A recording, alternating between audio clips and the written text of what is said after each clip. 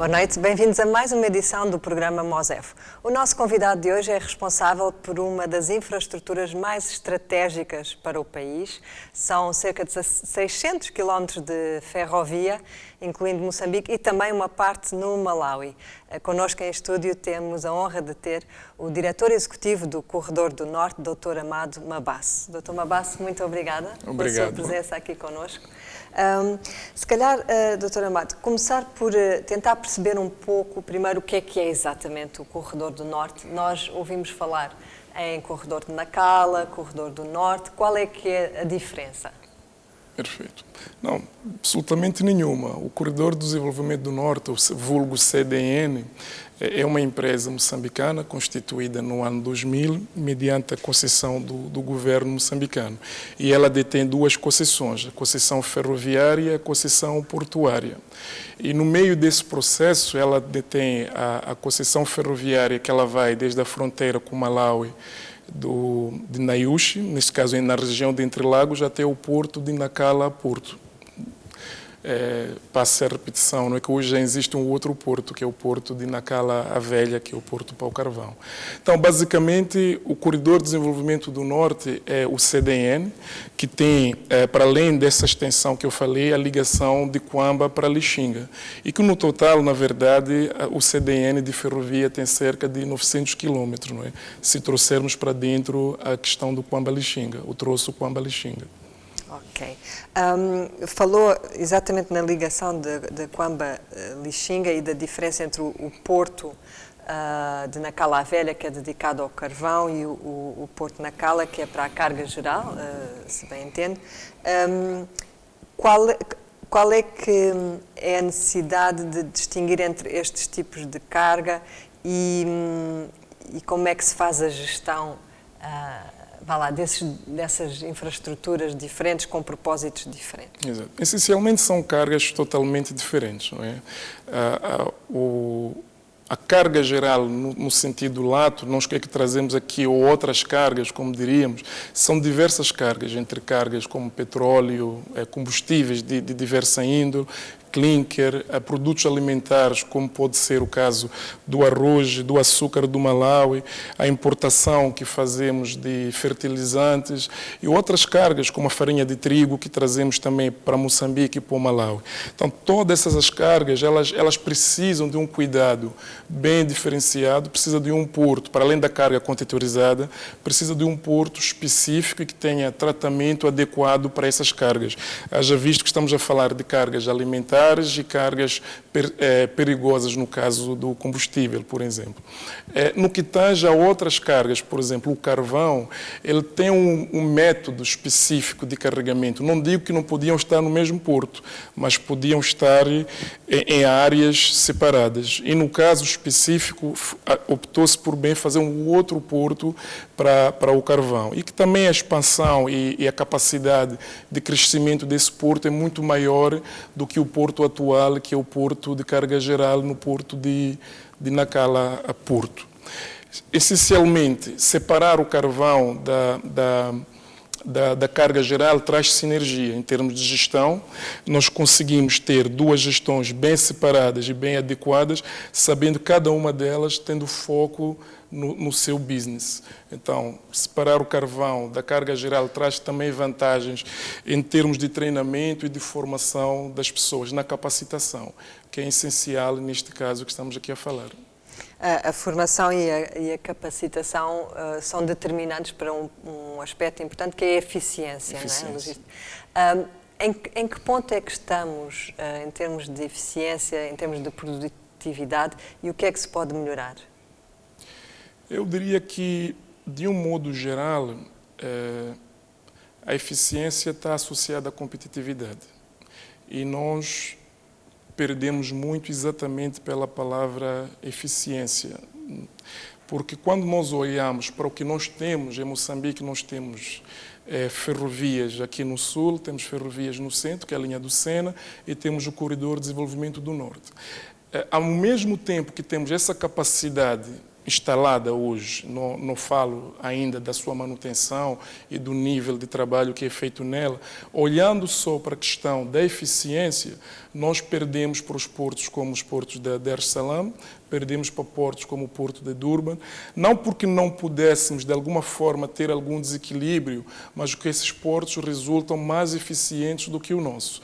Então, o que nos falta hoje é essa consistência, essa capacidade de recebermos e entregarmos a carga ao cliente nos prazos acordados.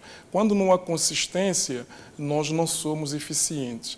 E é que quando não somos eficientes, nós perdemos a competitividade, de tal modo que as pessoas migram, moçambicanos migram para portos de países aqui em volta, como disse antes, para os portos de Durban, para o porto de Dar es Salaam, buscando exatamente essa eficiência. O que tem que ser feito? Para além de investimento em infraestruturas, investimentos em equipamento, nós precisamos investir no capital humano. E um dos déficits que nós temos em Moçambique, especificamente na região norte, é preciso que a gente consiga ter coragem de abordar essa questão. Temos um desequilíbrio em termos educacionais e em termos profissionais entre o norte e o sul. Isso faz, falo do norte porque é onde eu trabalho hoje, é onde nós sentimos essa falta de eficiência, mas trazida também, como disse antes, pela capacitação. Então precisamos pensar no nível da educação, no nível das matérias que são lecionadas e na seriedade com que esse processo é feito. E acredito que com isso podemos ser muito mais eficientes e mais competitivos. Claro, sem descurar dos investimentos que têm que ser feitos, mas tendo em conta que a educação é um grande investimento. Agora, essa eficiência, referiu, o Dr. Amado disse que depende muito do capital humano, mas tem a ver com o quê? Com o tempo de manuseamento. O que é que determina eficiência? É o tempo que leva a manusear a carga, a capacidade de processá-la, ou é ter a tecnologia necessária para que isso aconteça? A eficiência vem desde a assiduidade, vem associada ao conhecimento do próprio trabalhador da necessidade de ele estar num determinado local a desempenhar uma determinada atividade, vem da independência que esse trabalhador tem em relação aos demais processos, de modo que ele possa desempenhar as suas atividades sem muita interferência, com uma certa independência. E a eficiência, ela vem da capacidade tecnológica que tem que ser assumida ou conhecida do trabalhador. Para que a gente chegue a esse nível, nós precisamos que as pessoas estejam preparadas para esses processos. Então, o tempo de manuseio é uma consequência, não é necessariamente o problema. Não sei se faço-me entender, mas chegando ao ponto em que nós temos o tempo de manuseio como um problema, é porque vários fatores a montante, eles não foram devidamente tratados. Então, resumindo de novo, isso vai parar na formação, no treinamento e na capacitação dos recursos humanos. Porque, como disse antes, trazer a melhor máquina para o porto ou para a ferrovia não chega a ser a solução. A solução passa também por termos as pessoas certas e as pessoas devidamente treinadas. Agora, referiu há pouco que seriam necessários também outros investimentos para aumentar a eficiência. Que tipo de investimentos? Falo em investimentos em tecnologia, dou-lhe um exemplo muito simples. Hoje, quando nós pensamos numa ferrovia, não conseguimos pensá-la sem um sistema de sinalização. Hoje as locomotivas, elas funcionam mediante sistemas de sinalização. Aqui na região da África, nós temos, aqui em Moçambique, nos outros países em volta, o nível ou o tipo de locomotivas que nós usamos nos últimos anos não tem rigorosamente nada a ver com as que vamos passar a usar. As que usam o CFM hoje, usam empresas como a Vale hoje, elas são completamente diferentes das que usamos nos anos anteriores.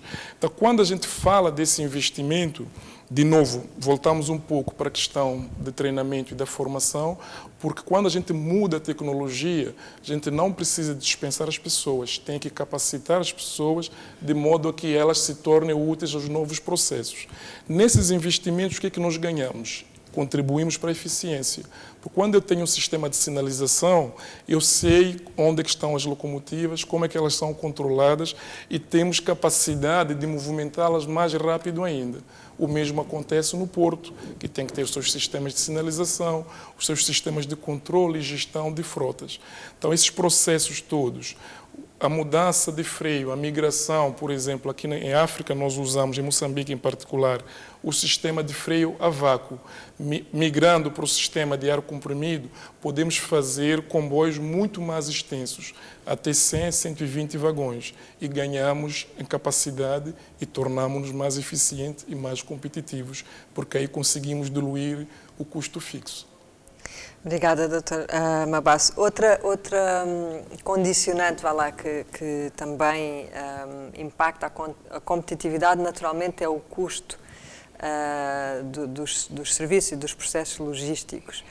Que margem é que temos aí para sermos mais competitivos? Este assunto é meio polêmico. Eu acho que nós tornamos as operações em Moçambique um pouco mais caras do que elas deviam ser. Do tempo que eu estou na logística, eu vou me percebendo que uma das áreas com mais taxas aqui em Moçambique é a área da logística. E elas acabam saindo fora, extrapolam aquilo que seria o custo de produção. Porque podemos discutir isto aqui em dois termos. Se eu voltar para o custo de produção, quando eu me tornar eficiente, quando eu fizer um comboio um pouco maior do que eu fazia, usando o mesmo número de locomotivas, puxando um comboio maior, eu ganho capacidade, eu consigo diluir o meu custo fixo. E a mão de obra em Moçambique não é cara, ela tem um custo muito bem aceito no mercado, é uma coisa que é conhecida. Então, quando nós perdemos a competitividade por razões de custo, temos que analisar o custo não só a nível operacional, mas como, assim, a nível, vamos lá dizer assim, externo às empresas, que seria o que paga o meu cliente para poder trazer minha carga.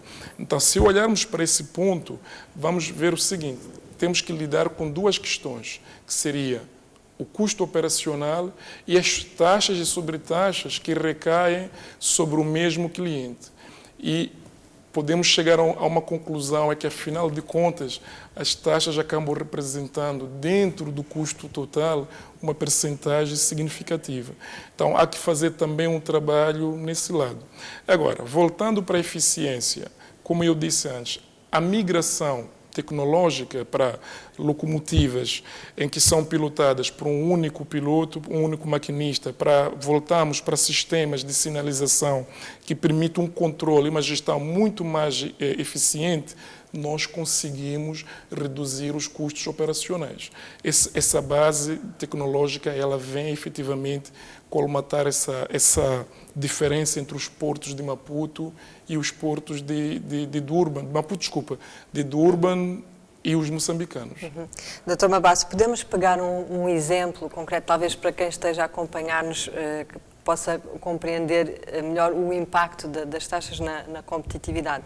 Por exemplo, no corredor de desenvolvimento do Norte, pode escolher um exemplo de carga, por exemplo, que seja transportada, para nós vermos depois a evolução, vá lá, do preço, desde a produção até depois, comparando com o mercado internacional. Vou tentar ser breve. É uma questão muito simples. A gente faz expensões não intrusivas às cargas. A carga contetorizada... O scan, não é? O scanner, exato. E, a dado passo, fazemos a expensão não intrusiva a cargas a granel. Tem suas dúvidas, tem suas razões de ser. Não quero entrar no mérito da questão. O ponto central é o seguinte, é que os volumes que hoje são transacionados no porto de Nacala, ou no Corredor de Desenvolvimento do Norte, hoje são extremamente baixos para os níveis de investimentos que são feitos para esse nível de expansão. E, a dado passo, quando se procura rentabilizar os negócios dizemos assim, das taxações ou das expensões intrusivas, nós chegamos ao ponto de verificar que o custo que é diluído por essa pouca carga que existe, ele é extremamente elevado. Então, pegando num exemplo, conforme colocou a questão, é uma carga contetorizada. Em Nacala, a carga ela tem duas expensões. E tem lá um outro posto que, para além do que é feito dentro do porto de Nacala, é preciso inspecionar as cargas que são exportadas e as cargas que são importadas. Se no mesmo porto eu consigo colocar, não vou falar de valores, mas acrescentar mais 30% em cima do custo normal, eu estou, de certa forma, a dizer que aqui não é o lugar certo para eu movimentar a minha carga. Eu, como cliente, procuro afastar-me do porto de Nacala. Então, essas questões que estão em cima das cargas contetorizadas, o nível de expensão que é feito, quando uma carga ela vem para um outro porto, que é o porto de Durban, ainda que tenha o nível de expensão, se calhar, igual ou superior ao nosso, pelo volume transacionado no corredor, ele acaba diluindo esse custo. Então, não quero entrar no mérito se as taxas são ou não são devidas, mas podemos pensar o seguinte: é o momento certo ou é a taxa certa para ser colocada, sem descurar, claro, da necessidade de segurança que tem que ser colocada em todos os portos, em qualquer parte do mundo. Só que nós temos que procurar olhar para o momento e o que é que nós procuramos impulsionar quando falamos de desenvolvimento, quando falamos de crescimento econômico. Como é que nós devemos proceder? Seria prático praticarmos da mesma forma, no mesmo nível, as taxas que são praticadas, por exemplo, no porto de Hamburgo ou de Durban? Ou então nós temos que começar com um pouco mais de atenção nesse aspecto? Então, sem descurar da segurança, temos que olhar também o que é que nós fazemos nesse aspecto. Uhum. Esses custos têm condicionado, de alguma forma, a decisão sobre o transporte de carga por parte dos clientes? Ou seja, clientes que preferem não escoar logo ou segurar de modo a... enfim... Eles têm uma opção. Eles vão pelos outros portos que não os moçambicanos. Então, quando na região norte nós notamos que as pessoas usam portos como o de Dar es Salaam, é uma resposta. Quando na região sul as pessoas usam, ao invés dos portos nacionais, os portos de Durban, é uma resposta. Com o agravante que as pessoas da região norte, inclusive os países da região norte, fazem fronteira com Moçambique na região norte, nomeadamente o Malawi, a Zâmbia e a Tanzânia, usam os portos de Durban e fazem de caminhão cerca de 2.500 quilómetros para chegar a Dar es Salaam, por exemplo. Então, tem alguma razão para isso. E sabemos que o transporte terrestre é muito mais oneroso do que o ferroviário, não é? Mas é eficiente e é consistente. Vindo do porto de Durban, ele tem a eficiência que está dita nessa consistência. Se ele espera receber o contentor dele em 4 dias, recebe-o no porto. Se ele espera transportá-lo durante 3 dias via rodoviário, ele é consistente com esses processos. Então, o que é que acontece? Voltando à competitividade, aonde que as empresas se queixam? É exatamente nesse aspecto. As empresas moçambicanas, elas perdem competitividade porque elas não conseguem aliar as suas necessidades à capacidade de entrega da nossa logística. Esse processo está deficitário, tem esse lado estrutural, que é a infraestrutura que tem que ser trabalhada no seu devido momento, mas tem a questão que nós falamos sempre dela, que é sermos consistentes no recebimento e na entrega das cargas dos nossos clientes. Se alguém está a construir uma planta, por exemplo, em Moatize, essa pessoa vai querer receber, no prazo estipulado, todas as peças que ele tem que para poder construí-la no prazo, porque por trás dele tem um outro cliente, que é o dono da planta, e por trás do dono da planta tem outros clientes que ele deve satisfazê-los. Se isso não acontecer nos prazos estipulados, nós acabamos perdendo a competitividade. Então, deixamos de ser eficientes e não conseguimos entregar no prazo o nosso serviço. Falou em Moatize e isso leva-nos a um dos produtos, uma das cargas que é mais determinante, que é a chamada carga âncora, que é o carvão. Olhando para o caso do carvão, e ainda neste tema da eficiência e da competitividade, o carvão tem sido de alguma forma segurado, ou retido, melhor dizendo, por causa do preço internacional a este entendimento. Há pouco falávamos do exemplo, não é? Se olharmos então para o caso do carvão, o preço do carvão à boca da mina e depois quando chega ao porto, e comparando isso com o mercado internacional, deixa de ser viável? Não deixa de ser viável, deixa de ser competitivo. Ok. Deixa de ser competitivo, porque o carvão ele é vendido em várias praças e é produzido em tantas outras. Analisando de uma forma muito simples, quem está mais perto do local do consumo, como é o caso da Austrália, que está muito mais perto da China do que Moçambique, por exemplo. E em Moçambique, a fica, e disse muito bem logo no início, a 900 quilômetros do porto. Então, é preciso volume. É preciso volume e é preciso eficiência. A gente vai repetir várias vezes esta palavra, mas ela está associada a toda a cadeia de logística.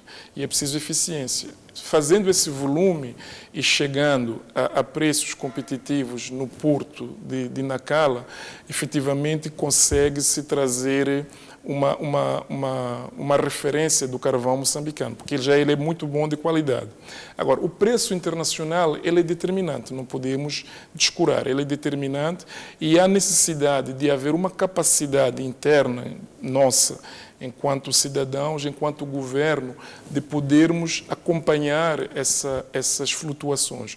Existem mecanismos que podem ou devem ser tomados em conta neste momento. Agora, falando especificamente, o preço do carvão é muito mau no mundo, mas isso não implica de forma alguma que o carvão deixe de ser um produto exportável.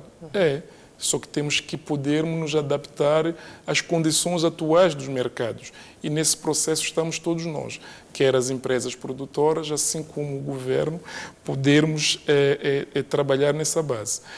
E, voltando à sua questão, da boca da mina para o porto de exportação, existe um custo logístico que também tem que ser trabalhado dentro da eficiência. Quer seja na forma como nós nos preparamos como pessoas, na forma como transportamos e, sobretudo, naquilo que são os custos, a forma como evitamos os custos paralelos ao processo. Então, todas essas questões, elas trazem uma competitividade maior do carvão moçambicano. Há quem diga que nesse capítulo específico do carvão que houve uma janela de oportunidade que se fechou com esta baixa dos preços.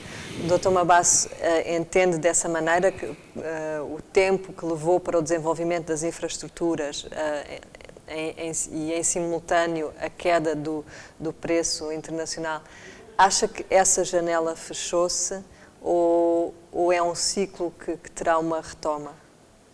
Eu diria que é um ciclo. Todo o processo ele funciona como um pêndulo. Não é?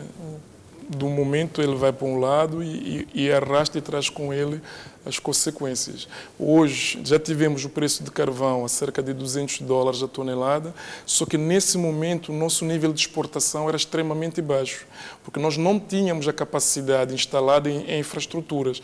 Usávamos o corredor da Beira, corredor muito bom, mas ele não era bastante suficiente para o nível de produção que nós tínhamos aqui em Moçambique no momento. Agora, temos as condições criadas, que digo a nível de logística, em termos ferroviários. Se nós caminhamos para elas, para que dentro de alguns meses a gente já tenha esse processo todo muito bem encadeado. E o preço do carvão, como disse antes, ele baixou. no mercado internacional. É um processo que nós temos que saber viver com ele, todos nós, de novo, tanto os operadores, os produtores, assim como o governo. Ele vai voltar com certeza. As crises não vêm para ficar, a gente tem que saber lidar com elas. Então, acredito que não se trata de uma janela que se fechou.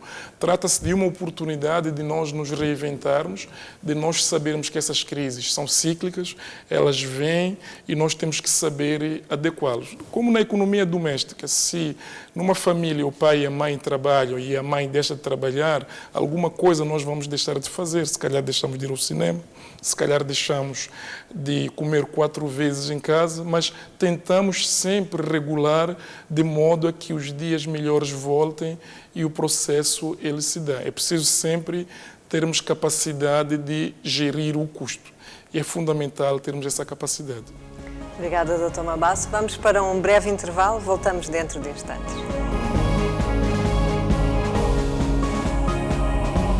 Estamos de volta para a segunda parte desta entrevista com o diretor executivo do Corredor de Desenvolvimento do Norte, Dr. Amado Mabasso. Dr. Mabasso, parece que até agora só falámos de carga, não é? Mas também há pessoas. Exato. Há pessoas que precisam de ser transportadas, ou seja, a circulação além dos bens e de serviços, está em causa também a circulação de pessoas, a mobilidade.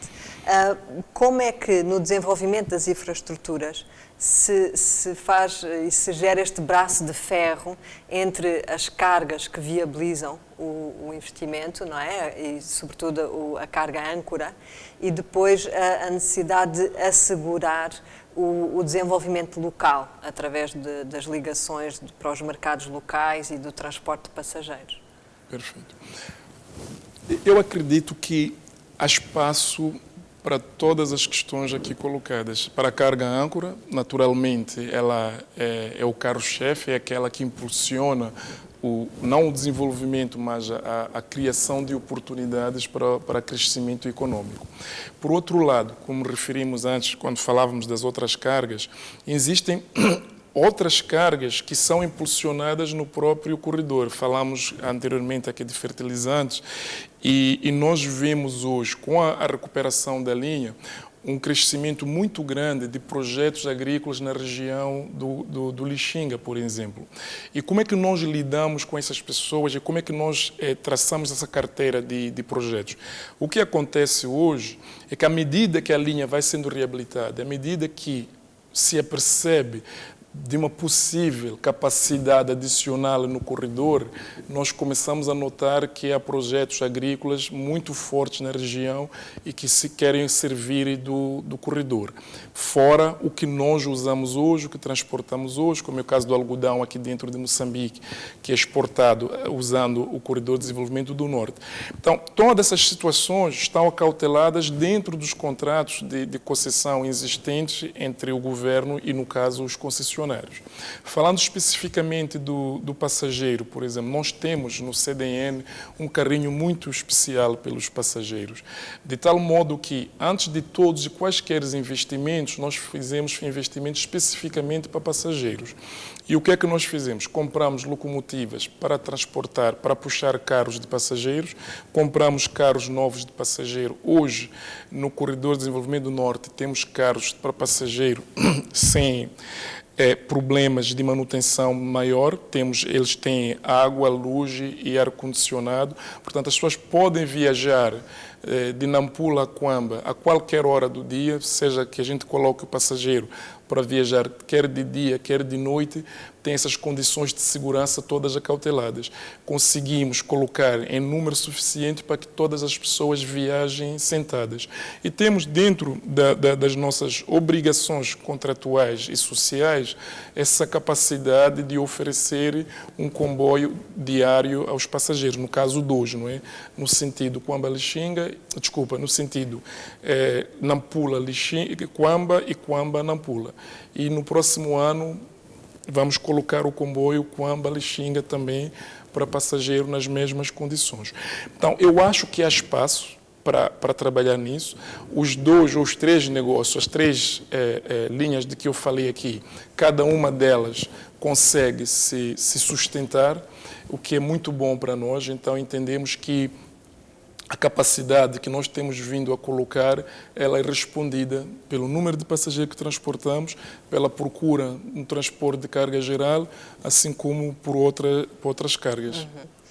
O transporte de passageiros entre Quamba e Lixinga, portanto, retoma-se a partir do próximo ano e estava interrompido há muitos anos, não é?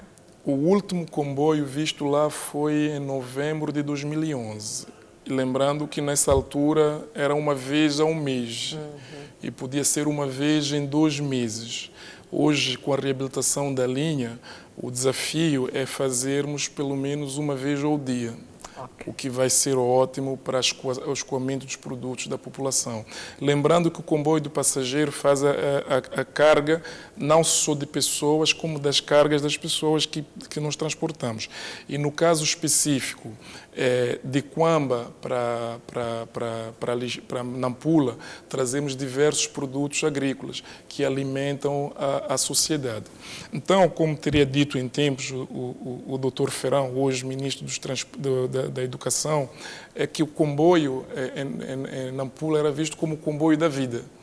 Era o comboio da vida porque era o comboio que conseguia ligar as zonas rurais, no caso até Quamba, trazendo seus produtos para Nampula. Não só abastecia a população em Nampula, como trazia algum rendimento para as pessoas nas regiões de origem. Certo, mas, Dr. Mabassa, há então uma evolução em relação ao modelo, não é? Porque antigamente priorizava-se o transporte de carga e o corredor era essencialmente um corredor de transporte, não é? Que transportava a carga do ponto A para o ponto B. Hoje já há uma preocupação em que seja um corredor verdadeiramente de desenvolvimento que, por onde passa, gera riqueza, ao fim e ao cabo, cria ligações comerciais e até familiares. Vai lá. Exato. Essencialmente é isso, é fazer jus ao próprio nome, não é? Que é o Corredor de Desenvolvimento do Norte. O Corredor de Desenvolvimento do Norte, ele não se cinge só a Moçambique. Ele tem uma ligação ferroviária ao Malawi e, consequentemente, à Zâmbia. Hoje, quando nós falamos do Corredor de Desenvolvimento do Norte, nós referimos-nos de uma forma clara a Moçambique, toda a região norte de Moçambique, falamos da Zâmbia e falamos do Malawi. De tal modo que, na gestão em que nós estamos hoje, fazemos um esforço imenso para que o comboio ele possa transportar cargas de e para a Zâmbia, ou as importações zambianas privilegiando o porto de Nacala. Hoje, especificamente, para além de nós sermos também os gestores da malha ferroviária no Malawi, temos um acordo de gestão com a Zambian Railways. O que é que nós fazemos nesse acordo? Permitimos que a Zâmbia traga as suas cargas através do Malawi, descendo para Moçambique até o porto de Nacala, e as importações da Zâmbia também são feitas nesse sentido. Fizemos esse acordo, já vamos entrar no 2º ano, tem sido uma experiência muito boa e a forma como os zambianos receberam essa iniciativa foi uma forma muito mais aberta.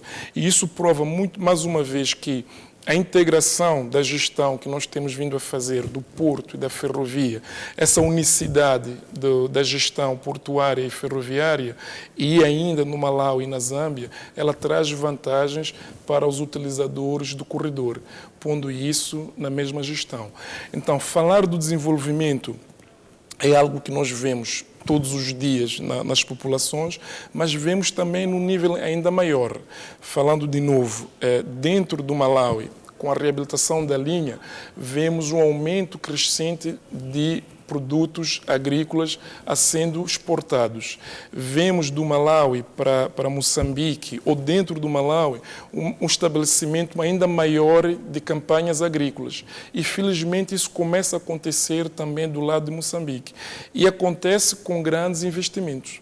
No caso específico, por exemplo, de Lixinga, temos hoje cerca de 4 grandes projetos de agricultura fora o ProSavana que se estabelecem hoje dentro do Lixinga, contando especificamente, digo, no Niassa, com a ferrovia. Então, ela traz o desenvolvimento, gera empregos diretos e indiretos. Vemos pessoas hoje empregues com empresas como a Green Resource, que é o plantio de eucaliptos, que ela vai trabalhar não só na província do Niassa, mas também na província de Nampula. Então, ela está a um nível do corredor, gerando emprego, gerando renda, gerando estabilidade econômica e para as pessoas como indivíduos e, consequentemente, uma estabilidade macroeconômica. Falo da Green Resource, podia falar da Musil, por exemplo, que é um outro projeto agrícola que está na região com potencial extremamente elevado. E o produto que eles tendem a trabalhar com ele, para além de vários outros, é a soja.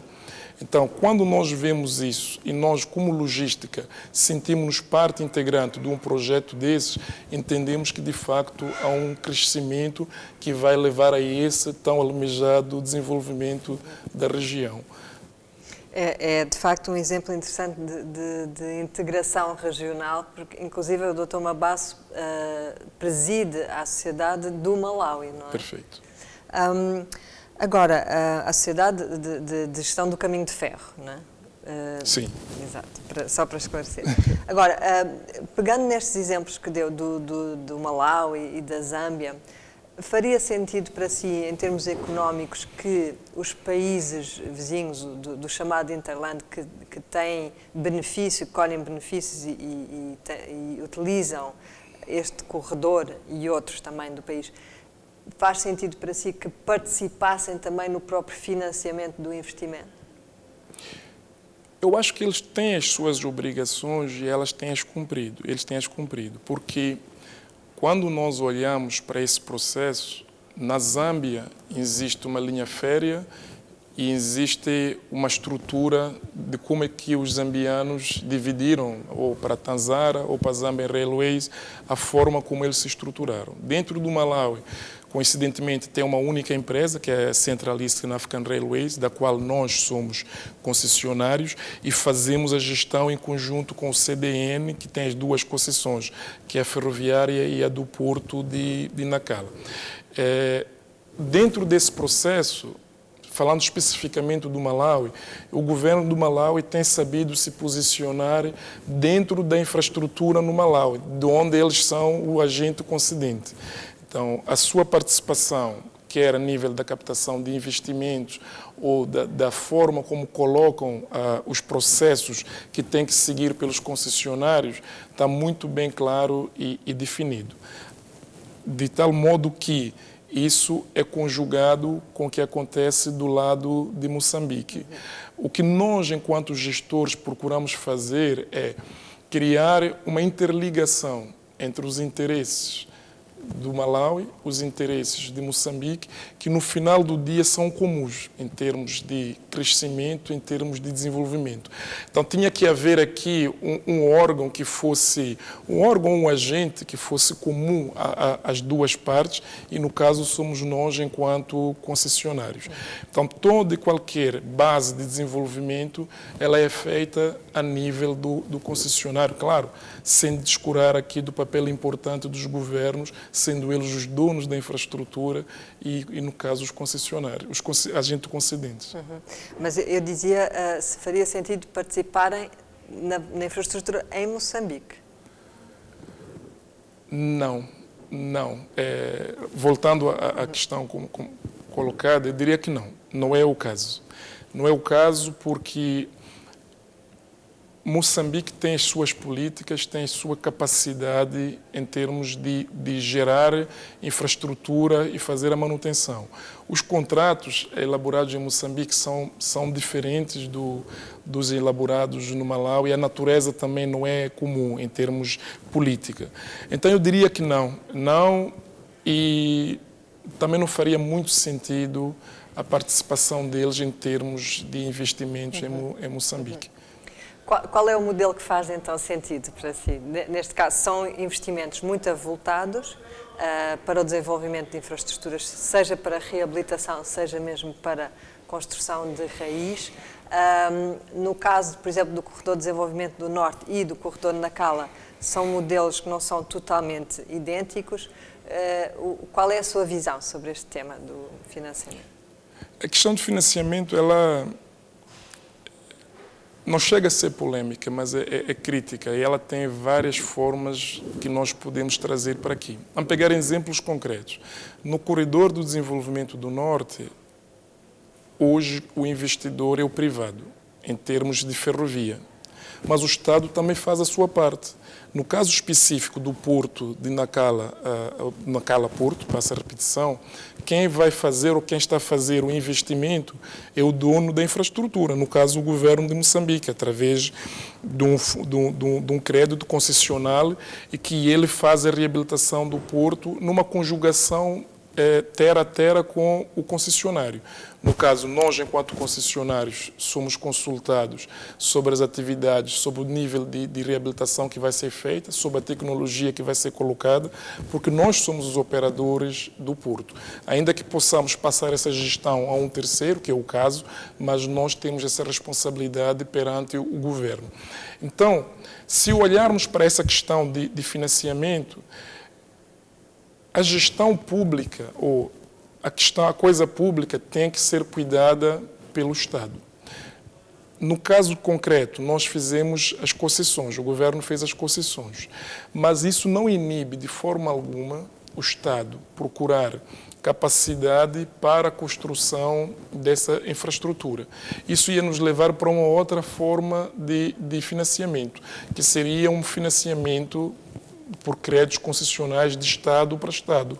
Pegando o exemplo dos vários empreendimentos que temos aqui em Moçambique, que são financiados pelo governo chinês ou que são financiados por outros governos e não necessariamente pela banca comercial. Nesse sentido, o Estado não deixa de ter a sua responsabilidade, mas entendemos, por um lado, que ele acaba se onerando um pouco mais ou acima das suas capacidades numa gestão em que o privado provavelmente podia colocar um pouco mais de recursos para esse processo. Mas é um pouco conflitante, porque no momento em que isso é feito pelo privado, nós temos que definir muito bem as regras do jogo.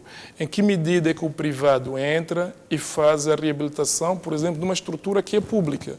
Quais são os condicionalismos que o privado deixa na mão do Estado para que ele vá buscar o financiamento e coloque no seu balanço uma dívida, se calhar, de 4, 5, 6 bilhões de dólares no bem público? Até que ponto isso traz um benefício ao Estado e aos povos, no caso de Moçambique, no caso específico. Então, resumindo, é uma questão que ela é tratada de forma específica para cada um dos assuntos, definindo as prioridades, definindo a capacidade do Estado de fazer ou não, ou a capacidade do privado também de fazer.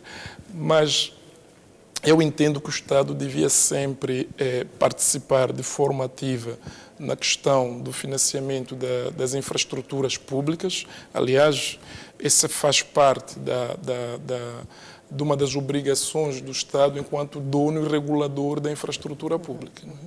E em relação aos privados, no caso onde há uma participação de um privado que é uma das partes interessadas, obviamente, ou seja, que serve de âncora para a construção e a viabilização do projeto, faz sentido que esse privado seja de alguma forma beneficiado depois na utilização da infraestrutura? De novo, como estava a dizer antes, a gente precisa entender o que é que os contratos dizem. É óbvio que ao financiar, o que o privado procura é um benefício direto da infraestrutura. E aí nós traçamos as regras de jogo em termos de capacidade, em termos de volumes e em termos de utilização do bem público. É óbvio que o privado que investe, ele acaba tendo uma certa prioridade em relação aos demais.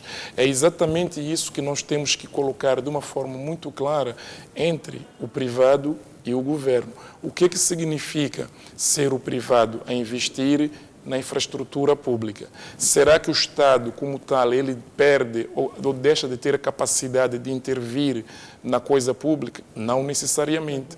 Então, todas essas situações, elas são definidas em contratos, são muito bem definidas e tal. Eu acabo acreditando, no caso do Corredor de Desenvolvimento do Norte, que tanto os privados que investem, assim como o Estado, são felizes na forma como fizeram os contratos. O exemplo está naquilo que falávamos antes. Nós, no Corredor de Desenvolvimento do Norte, para além de movimentarmos ou irmos movimentar cargas, ditas cargas âncoras, fazemos outras cargas que trazem esse desenvolvimento desses produtos agrícolas que falamos e do transporte do passageiro, no qual nós fizemos investimento para a comodidade do mesmo passageiro. Então, eu acho que é uma plataforma que é muito bem definida pelo governo e que acabamos todos nós saindo ganhadores. De novo, é um caso que deu certo. Não quero dizer com isso que o Estado deva descurar da sua capacidade de ir e olhar e fiscalizar, mas precisamos sempre estar atentos a essas questões, não é? E fica sempre a questão, quem é que deve investir nessas situações aí? Dr. Mabasso, estamos quase nos momentos finais desta entrevista, infelizmente, mas há uma questão que eu gostaria ainda de colocar. Tendo em conta o contexto recente e olhando para o momento atual, temos o Corredor de Desenvolvimento do Norte, temos o Corredor de Nacala, que eu penso estar prestes a ser concluído temos também a linha de Sena. Hoje estamos em condições de afirmar que o país tem condições para escoamento do carvão em todo o seu potencial. Hoje temos melhores condições do que há 2 anos atrás. Não é uma resposta muito direta, mas... Não. Quando me colocam todo o potencial, que eu não conheço todo o potencial do carvão, mas eu falaria assim de uma forma muito simples. A capacidade de transporte hoje do Corredor de Desenvolvimento do Norte, a linha nova e mais os seus brownfield, é de cerca de 18 milhões de toneladas ao ano. Portanto, para o carvão e ainda mais 5 ou 6 para outras cargas, o que significa que temos capacidade suficiente para a produção atual conhecida. A nível do potencial, fica um pouco difícil olhar agora, preciso olhar e lembrar que no lado do Corredor do Sena, o CFM não está parado. Ele está a fazer uma reabilitação da linha, está a potenciar a linha e acredito que ela, num trabalho muito bem feito pelo CFM, ela vai ampliar a capacidade. Então, dentro de mais 2 anos ou 3 anos, dependendo do horizonte temporal em que cada um deles é feito, nós vamos ter capacidade para a produção atual, sim, e que vai ser muito melhor que a que tínhamos para os anos anteriores. E faz falta um terceiro corredor, uma terceira linha de escoamento do carvão, especificamente? Estou a falar de Tete-Macuze. Eu não tenho um conhecimento íntegro do projeto do Tete-Macuze, mas a gente tem que avaliar as coisas da seguinte forma, usando a sua palavra, o potencial do carvão. Se o potencial do carvão existe, se o potencial do carvão excede a capacidade atual da linha do Sena, mas o que a gente projeta na linha do Norte, é efetivo que esse projeto vai ser viável. Um projeto viável atrai sempre financiamentos. Então, havendo o potencial acima das capacidades atuais, é óbvio que essa linha ela vai ser benéfica também. Acredito que sim. Obrigada, Dr. Mabasso.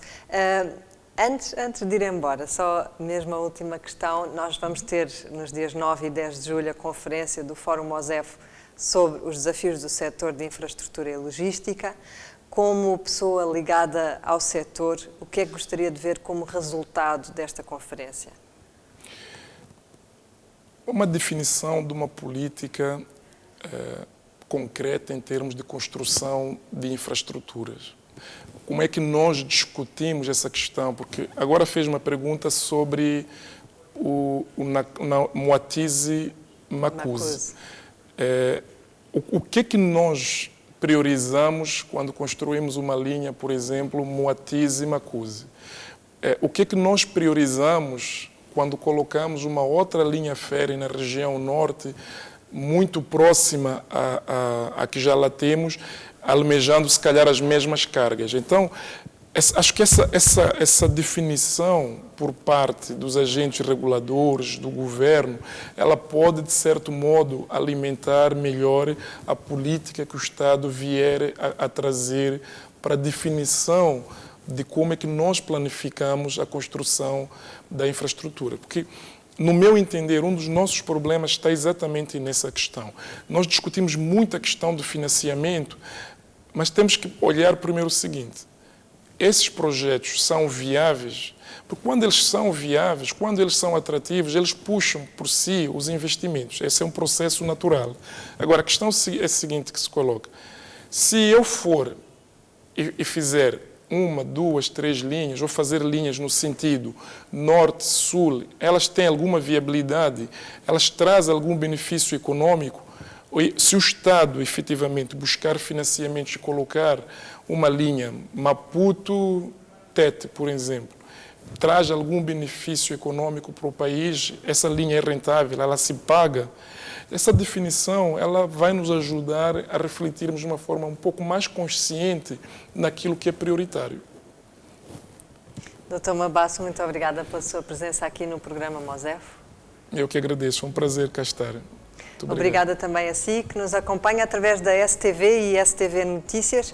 Envie-nos as questões que gostaria de ver tratadas neste tema de infraestrutura e logística. Pode fazê-lo através do e-mail info@mosefo.com ou através de facebook.com/mosef. Boa noite e obrigada.